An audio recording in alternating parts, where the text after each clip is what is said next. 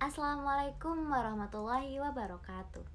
Selamat pagi kepada Bapak Dr. Samsuri, SSI, MSI, serta teman-teman sekalian. Perkenalkan, nama saya Fitriani Rohman dengan NIM 2225240077. Hari ini saya akan mempresentasikan hasil analisis mengenai penerapan teori bilangan dalam kriptografi modern. Presentasi ini akan menunjukkan bagaimana konsep matematika murni menjadi pondasi mutlak bagi keamanan digital kita. Kriptografi adalah teknik pengamanan informasi agar tidak dapat dibaca oleh pihak yang tidak berhak di era digital. Kriptografi merupakan pondasi dari transaksi perbankan elektronik, komunikasi pesan instan, dan penyimpanan data pribadi. Tanpa kriptografi, sistem digital akan rentan terhadap kejahatan siber. Pondasi utama dari sistem ini adalah teori bilangan seperti bilangan prima, kongruensi modulo, dan konsep matematika lainnya. Nah, jadi kriptografi itu pada dasarnya adalah cara untuk mengamankan informasi supaya tidak bisa dibaca oleh orang yang tidak punya hak. Di era digital sekarang, kriptografi punya peran yang sangat penting karena digunakan dalam banyak hal, seperti transaksi perbankan online, komunikasi peran instan, dan penyimpanan data pribadi. Kalau sistem digital tidak dilengkapi dengan kriptografi, maka data akan sangat mudah diserang dan disalahgunakan oleh pelaku kejahatan siber. Karena itu, sistem keamanan digital modern dibangun di atas dasar teori bilangan, terutama konsep bilangan prima dan kongruensi modulo yang menjadi pondasi dalam proses enskripsi dan deskripsi data. Nah, yang pertama itu ada from Cancer, Chip Her to Public Key Cryptography. Nah, di sini ada konsep dasar.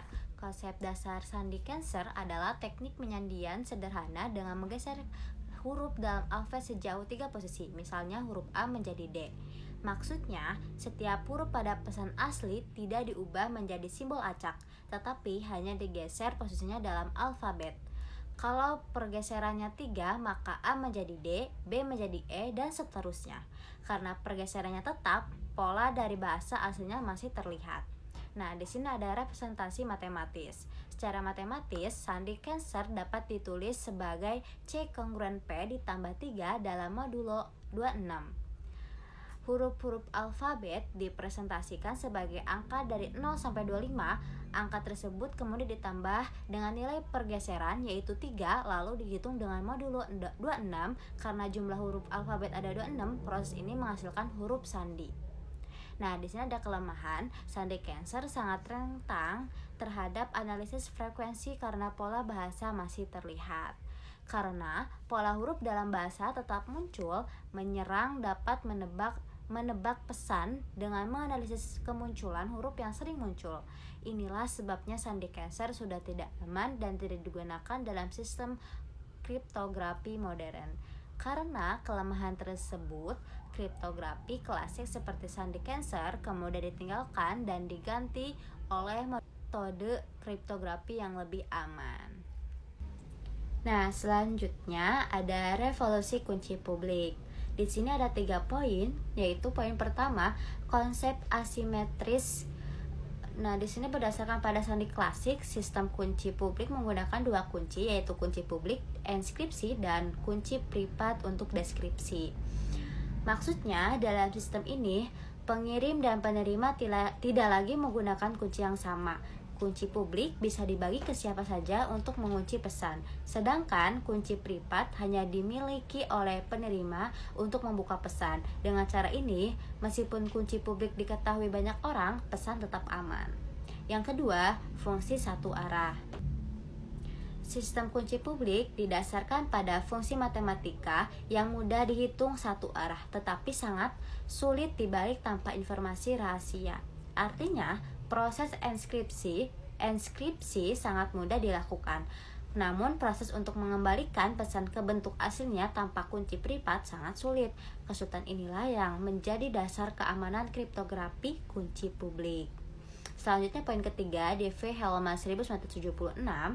D.V. Hellman memungkinkan dua pihak membuat kunci rahasia bersama melalui saluran yang tidak aman tanpa pernah bertemu sebelumnya.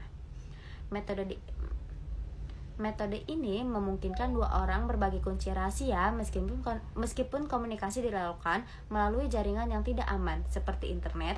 Kunci rahasia tidak pernah dikirimkan secara langsung sehingga pihak ketiga tidak bisa mengetahui kunci tersebut. Inilah yang menandai revolusi besar dalam kriptografi dari sistem klasik menuju sistem kunci publik yang lebih aman.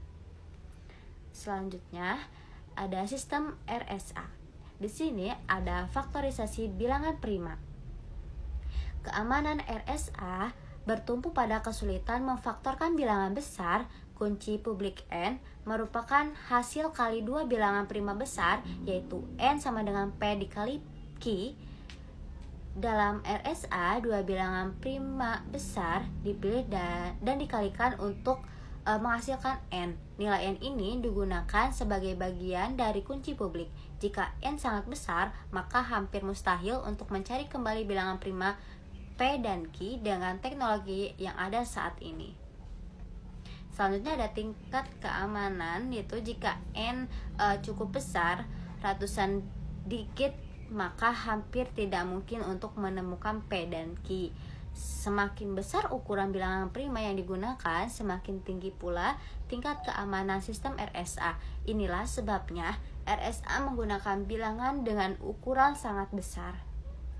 Selanjutnya di sini juga ada standar keamanan. RSA menjadi algoritma kunci publik yang paling banyak digunakan dalam pengamanan data di internet. Karena tingkat keamanan yang tinggi dan sudah teruji, RSA digunakan dalam berbagai sistem keamanan digital seperti pengamanan website, transaksi online, dan komunikasi data. Selanjutnya di sini ada the knapsack crypto system.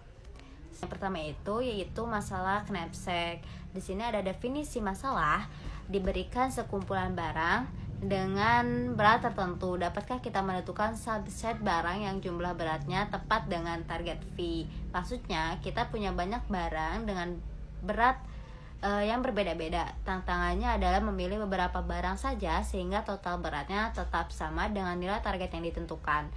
Masalah ini terlihat sederhana tetapi menjadi sangat sulit jika jumlah barangnya banyak. Selain itu di sini ada kompleksitas masalah. Secara umum, knapsack problem merupakan masalah NP-complete. Artinya, tidak ada cara tepat untuk menyelesaikan masalah ini dalam semua kasus. Jika datanya acak dan jumlah barangnya banyak, maka kita harus mencoba hampir semua kombinasi yang mungkin. Inilah yang membuat masalah knapsack sangat sulit diselesaikan secara komputasi. Nah, selanjutnya di sini ada Merkley-Hellman knapsack crypto system. Ada dua poin. Yang pertama, kunci privat. Kunci privat menggunakan barisan superin cleansing, yaitu setiap angka lebih besar dari jumlah semua angka sebelumnya. Barisan superincreasing adalah barisan angka yang sangat teratur. Karena sifatnya ini, masalah knapsack pada barisan tersebut menjadi mudah diselesaikan oleh pemilik kunci privat. Artinya, pemilik kunci bisa dengan cepat menentukan kombinasi yang tepat. Yang kedua, ada kunci publik. Barisan superrising disamarkan menggunakan perkalian modular sehingga menjadi barisan acak. Barisan yang awalnya mudah dikenali kemudian diubah menggunakan operasi matematika modulo. Hasilnya adalah barisan yang terlihat acak bagi orang luar. Yang terlihat hanyalah masalah knapsack yang sangat sulit diselesaikan. Inilah yang menjadi dasar keamanan sistem Merkley-Hellman. Dengan cara ini, sistem knapsack memudahkan bagi pemilik kunci dan kesulitan bagi pihak luar. Nah, selanjutnya di sini ada an application of primitive approach to cryptography. Terus di sini juga ada logaritma diskrit, bisa disingkat yaitu DLP. Di sini ada konsep inti jika P adalah bilangan prima dan R adalah akar primitif. Masalahnya adalah mencari eksponen X. Di sini ada rumus R pangkat X kongruen Y modulo N. Tingkat kesulitannya itu sangat mudah menghitung Y jika X diketahui pangkat, tetapi sangat sulit mencari X jika hanya Y yang diketahui logaritma, terutama untuk angka besar. Selanjutnya ada aplikasi modern. Di sini ada El-Gamal, sistem kriptografi yang memanfaatkan kesulitan DLP untuk enskripsi pesan dan tanda tangan digital. Ditemukan oleh Tahir El-Gamal 1985. Di sini juga ada poin yang kedua yaitu digital signature, memastikan keaslian pengirim tanpa tangan digital. El-Gamal memastikan pesan tidak dimodifikasi di tengah jalan. Selanjutnya ada poin ketiga yaitu Diffie-Hellman, protokol pertukaran kunci yang menjadi standar keamanan internet atau HTTPS atau TLS hari ini berbasis pada prinsip yang sama. Selanjutnya kesimpulan, yaitu teori bilangan bukan lagi sekedar kajian abstrak matematika murni, melainkan pondasi fundamental keamanan informasi modern. Di sini ada 3 poin. Yang pertama, sandi klasik, awal mula pemahaman enskripsi. Yang kedua, RSA dan Knapsack memanfaatkan masalah matematika yang sulit dalam kurung faktorisasi dan sum-set sum. Lalu yang ketiga ada logaritma diskrit mengamankan komunikasi modern melalui akar primitif. Terus pentingnya pemahaman, itu ada pemahaman teori bilangan sangat krusial bagi pengembangan teknologi masa depan, terutama dalam menghadapi era komputasi kuantum. Cukup sekian dari presentasi hasil kerja saya. Cukup sekian, terima kasih. Assalamualaikum warahmatullahi wabarakatuh.